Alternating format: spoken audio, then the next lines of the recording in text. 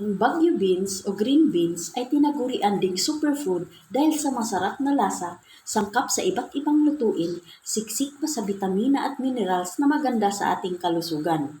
Una, ito ay mayaman sa vitamin C na nagpapalakas ng ating immune system at nilalabanan nito ang impeksyon.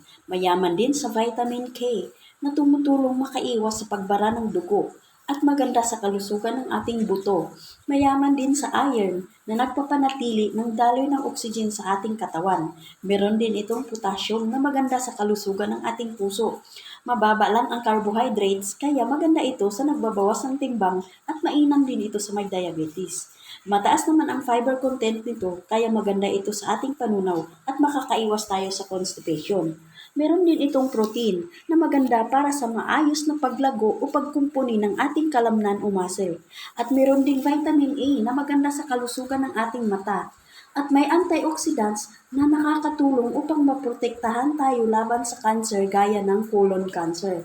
Kumukontrol din sa ating blood sugar levels. At mainam ito sa buntis dahil sa folate na meron ito. Paalaala lang, bawal ito kainin ng hilaw dahil meron itong harmful toxins. Ganon din sa may history ng kidney stones, limitahan lang ang pagkain nito.